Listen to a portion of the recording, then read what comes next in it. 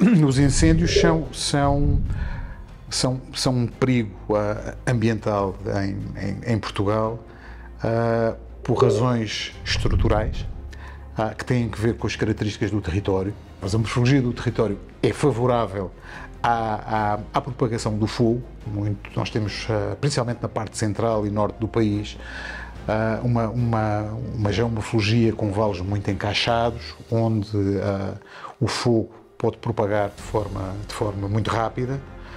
Temos um uso de solo e extensões, porventura, demasiado grandes, em contínuo, de espaços florestais, em alguns casos mal cuidados ou relativamente mal cuidados, que se juntam sem limite, digamos assim, sem quebras na continuidade do potencial combustível com matos.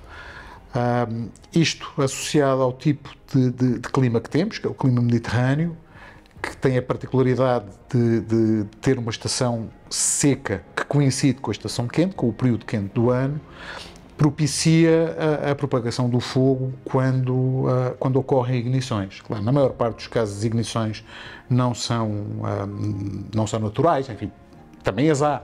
Por exemplo, as ignições associadas às trevoadas de verão, nomeadamente no interior, às vezes ocorrem aquele fenómeno chamado trevoada seca, que há muita atividade elétrica na atmosfera, praticamente sem chover, ou mesmo sem chover, e aí, de facto, temos registros de alguns incêndios, alguns bastante grandes, que tiveram essa origem. Mas a maior parte dos incêndios, de facto, não tem uma origem natural, tem uma origem... Eu não diria criminosa, na maior parte dos casos também não é propositado, é mais, digamos, os portugueses não têm uma muito boa relação com o fogo e o mato cresce durante o verão, o mato cresce durante o inverno e há necessidade nos territórios rurais de eliminar os sobrantes, aquilo que sobra, quer da limpeza dos terrenos, quer da preparação dos terrenos para a agricultura, e tradicionalmente a forma que as populações tinham para resolver esta questão era queimar.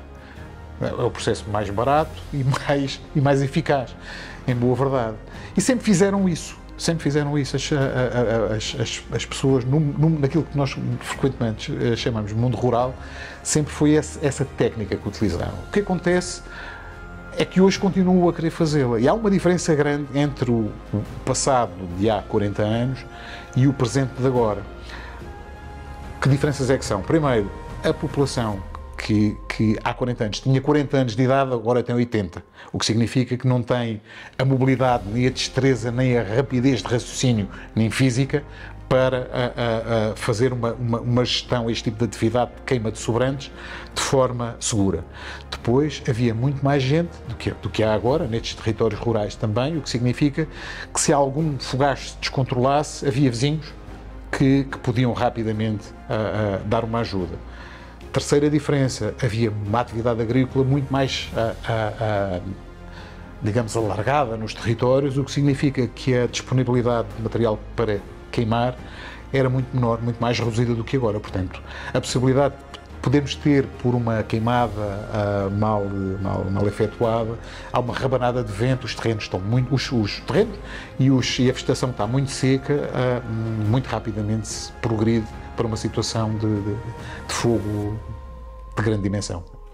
Pois a Universidade, e particularmente o Centro de Estudos Geográficos e o IGOT, não interferem, de facto, não é o nosso domínio a atividade direta de supressão, que é uma supressão do fogo, que é uma atividade típica da Proteção Civil.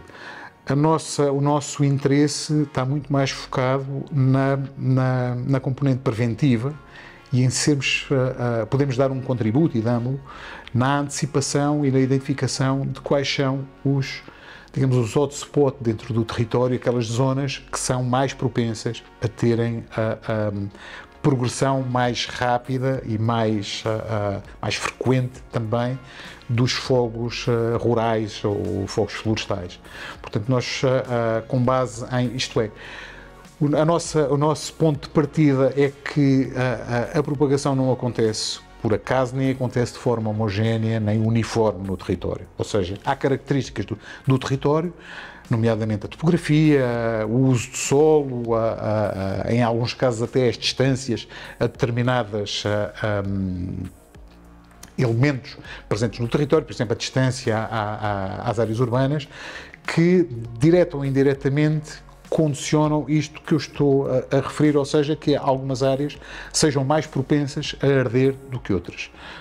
Portugal, Portugal arde essencialmente de forma descontrolada, ou tendencialmente a ser descontrolada, nas zonas que estão mais abandonadas, vamos pôr assim, que têm onde a densidade populacional e a população presente é muito reduzida hoje, o que significa isso. Tem consequências, significa que neste tipo de contexto, quando ocorre uma ignição, nem sempre há um alerta da ocorrência de ignição imediata, porque não há pessoas a assistir nas proximidades àquilo que está a acontecer. E de facto o mato, são áreas com muito mato, são áreas que têm floresta, e na maior parte dos casos floresta mal gerida, que o problema principal para os incêndios não é a existência de floresta, nomeadamente floresta de exploração, mas a falta de gestão desses territórios, porque estão lá as árvores, frequentemente com um distanciamento que não é o mais indicado, porque cresceram em alguns casos de forma não controlada, nem coordenada, com muito subbosque, e de facto aí digamos que funciona como um caldeirão que está pronto a arder. Não, a culpa não é do clima. O clima não tem culpa. O clima é o que é, ou seja, o facto do clima ser tipicamente mediterrâneo, embora aqui com alguma matiz produzida pela proximidade ao Atlântico, que determina que, por exemplo, o nosso clima, apesar de tudo, seja diferente daquele que existe na Andaluzia ou mais para o interior no Mediterrâneo, por exemplo, na Grécia. Há diferenças, apesar de tudo. Nós temos um bocadinho mais umidade do que eles, na maior parte dos casos, pelo menos na maior parte das situações. E há uma vantagem, há vantagens em ter este tipo de clima, desde logo pelo potencial turístico que ele proporciona, com os rendimentos que daí advêm. Não podemos esquecer que o turismo é entendido do ponto de vista de contas públicas como uma atividade exportadora. Dito isto, o clima está a mudar, e o clima, relativamente ao futuro, em Portugal, nós não temos muitas dúvidas. Temos dúvidas relativamente à amplitude da mudança, mas sabemos como é que vai ser a mudança, ou como é que está a ser a mudança. O clima futuro é um clima mais quente e um clima mais seco. Temos que viver com isso. Um clima mais quente e um clima mais seco significa que, na perspectiva dos incêndios rurais ou florestais, o mais quente é uma má notícia e o mais seco é outra má notícia. Ou seja, a mudança climática vai potenciar a ocorrência de incêndios. Se mais nada do sistema mudar, os incêndios no futuro tenderão a ser maiores e, porventura, mais gravosos do que aqueles que já tivemos no passado. As áreas, enfim, nós temos um pouco a ideia formada em Portugal que temos um interior e um litoral, não é? Que é um pouco bizarro, uma vez que o nosso interior está, na maior parte dos casos, a 1 hora de distância por autoestrada do litoral, da praia, não é? Se pensarmos a distância que se faz de carro desde Elvas até à Comporta, será porventura um bocadinho maior do que isto, mas não é muito mais do que isto. E de facto nós temos mais do que um contraste entre, digo eu, ou penso eu, mais do que um contraste entre litoral e interior, nós temos um contraste em Portugal entre áreas urbanas e áreas não urbanas, digamos assim. Porque as áreas urbanas, que não são só as cidades, são também as vilas, as capitais de concelho, etc., estão infraestruturadas, estão bem infraestruturadas, estão tratadas, e temos um tipo de vida urbana que não se afasta muito daquela que encontramos nos nossos parceiros europeus.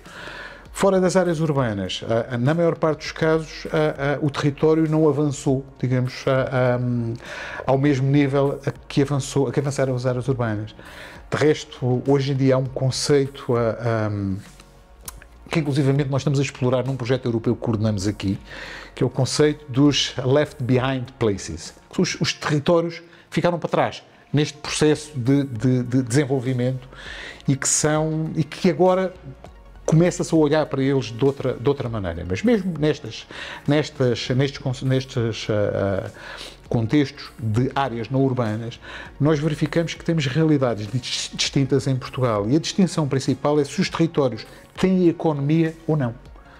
E quando verificamos aqueles territórios que têm economia, que não necessitam, ou não significa necessariamente que tenham mais gente, nenhum território rural, hoje em dia em Portugal, ganha muita população, não estão a ganhar população, enfim, pontualmente pode haver situações, sei lá, como Odmira, por exemplo, que por causa da agricultura intensiva, mas essa não é a regra.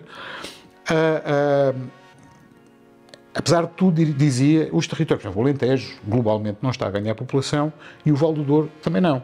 Mas apesar disso, são territórios que têm economia e, porque têm economia, os terrenos são tratados e porque são tratados, não ardem. Há muito pouco fogo nestes territórios bem cuidados, bem explorados do ponto de vista agrícola, seja no Val do Douro, seja no Alentejo, e são, curiosamente, quando pensamos numa área e noutra, são as áreas mais quentes do país durante o verão.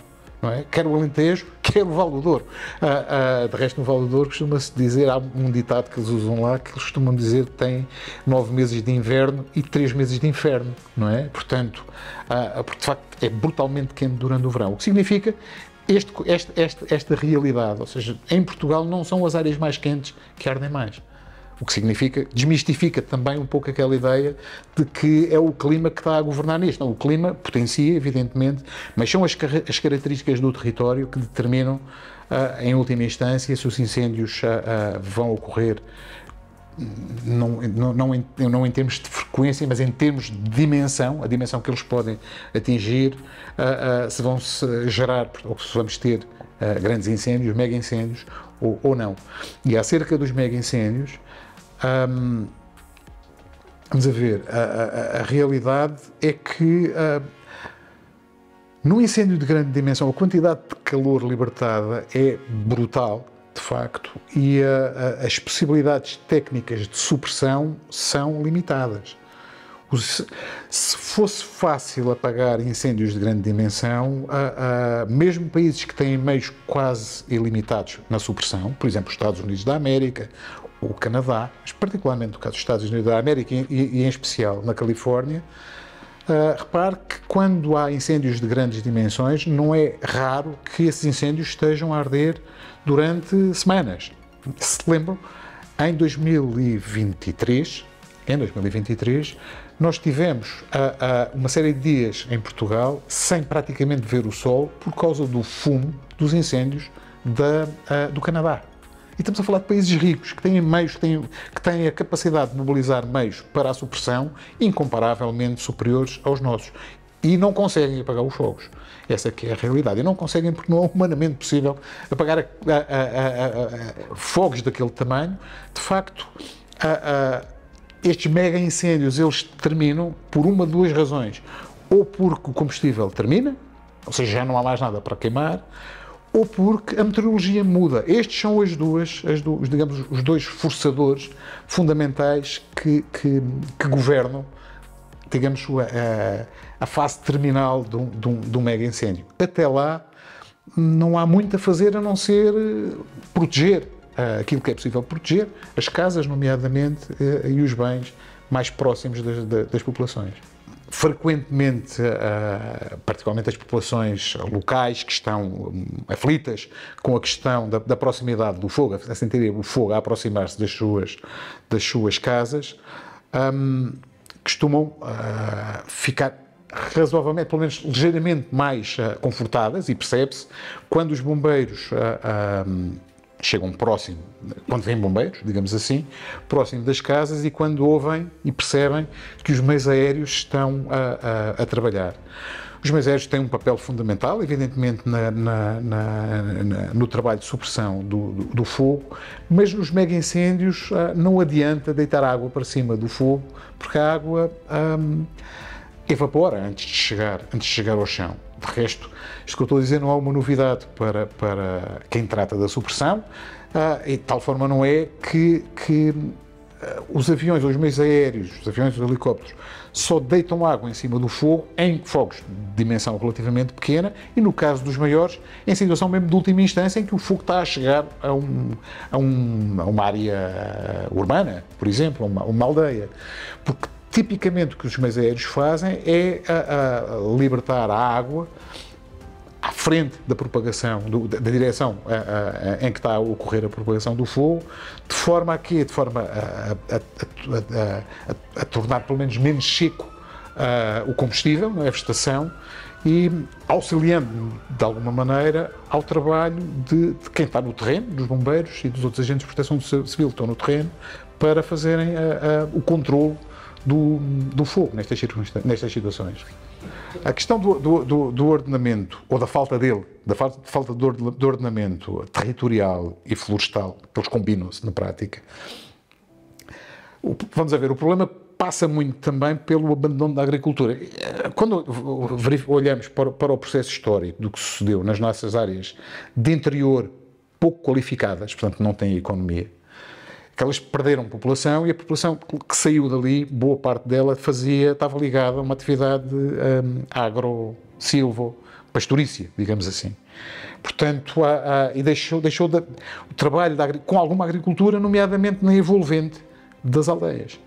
E essa agricultura tem um papel fundamental, porque funciona como um elemento de buffer, de ausência, ou de muito mais reduzida carga de combustível, e o fogo que pode vir da floresta não entrava dentro das aldeias com tanta facilidade. Quando se começa a perder população e os que ficam são cada vez mais velhos, estão cada vez menos disponíveis, não têm capacidade física para exercer a atividade agrícola, o que acontece é que a atividade agrícola começa a perder peso, e onde tínhamos agricultura começamos a ter ou mato ou, eventualmente, a floresta, cada vez mais próximo das aldeias. Portanto, acaba por funcionar como um elemento que agrava a situação de risco ligado ao fogo nestas mesmas aldeias. Também por essa razão, digamos, a legislação portuguesa obriga agora a que se faça a limpeza dos terrenos à volta das aldeias e, particularmente, à volta das casas. E é importante que ela se faça. Ou seja, este processo legislativo não é um processo punitivo para os proprietários, é um processo que funciona e deve ser entendido como autodefesa para aquelas pessoas, porque ele é feito com o objetivo de salvaguardar a segurança da população e dos bens, da população que ainda lá está, e dos bens que eles lá têm, nomeadamente as suas habitações.